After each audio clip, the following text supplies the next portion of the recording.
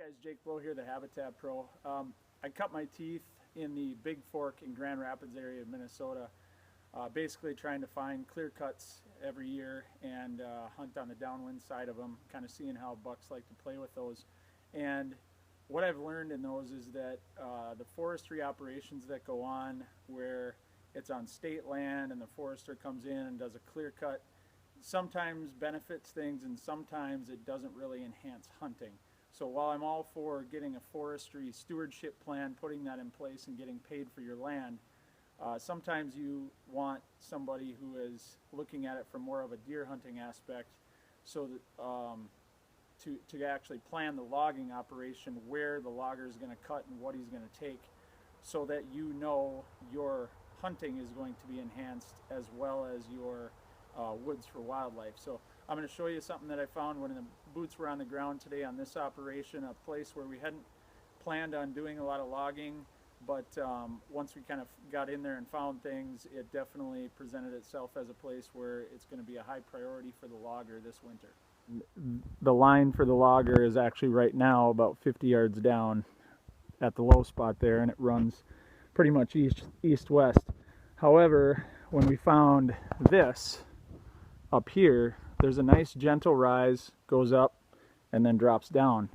Well, there's enough poplar in here of pretty big diameter, thigh and above, that this can produce an edge for you that can really enhance your hunting. And I'll get on the back side of this now, about 60 yards to the north, and I'll show you what that can look like. All right, so that's where we just came from, around the corner there.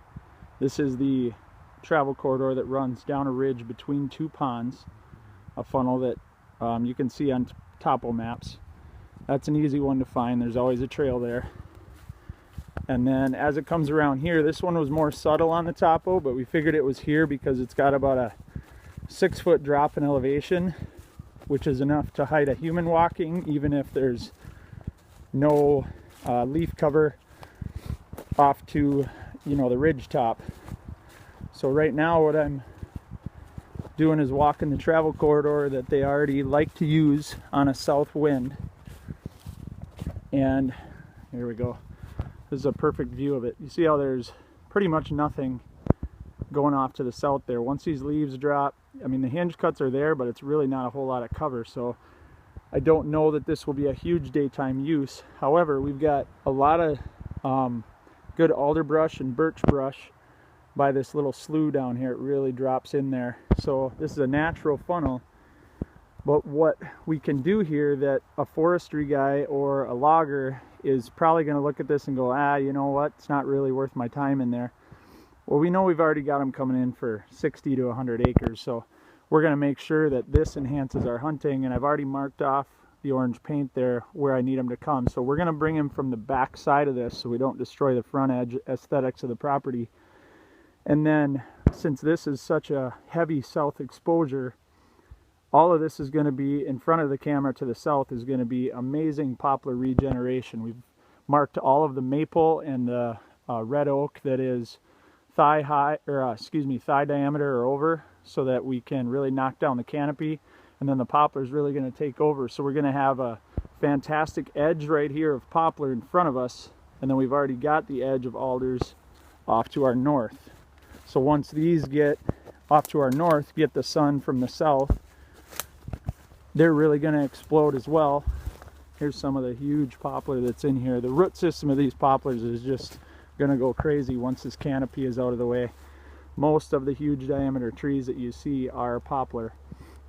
And this is what you're probably not going to get if you just hire a forester to give you a plan and then you follow their recommendations on where to cut. The forester did tell us that this is not a desirable location, that he probably wouldn't log it. Well, this is a location that can become just a crazy buck travel corridor. We've already got the stand marked right over there in that fork, and a forester just wouldn't log it. So this would sit here unused until nightfall, whereas with us coming in here to do it, we're really going to have a nice thick travel corridor, and there's already a food plot down that way. So guys, I think the main takeaway here is it's really important for you to get a forestry stewardship plan in place. It's really important to get involved in program and get yourself paid for your land if that's available to you in your area. But even more so, it's important to have somebody, when it comes time to paint for the logger, and tell them where to go, what species to take, what diameter to take.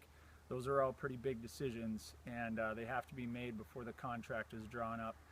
That's something that I do. It's what we're doing on this 400-acre property near Osage, Minnesota today, and you can really enhance deer movement on your property, in my opinion, more so than if you were to just mark out food plots and try to beat the neighbor with, you know, a better fall blend, or by putting up an electric fence around your soybeans. This is so much more predictable. A buck wants to go here anyways. You're not trying to force him to do anything or hoping that your food plots make it through pressure and weather and all that kind of stuff. This is always here. It's something that God created a long time ago. He put these in place. They're 30, 40-year-old poplar in here, but the forester just wouldn't have come in here, wouldn't have had the logger in here. But since the landowner hired me, this is going to be an edge that bucks will absolutely love starting already next year. So give me a call, guys. Give me an email, like me on Facebook, subscribe to my YouTube channel, give me comments down below. This is Jake Lowe, Habitat Pro in northern Minnesota. Enjoy your woods, guys.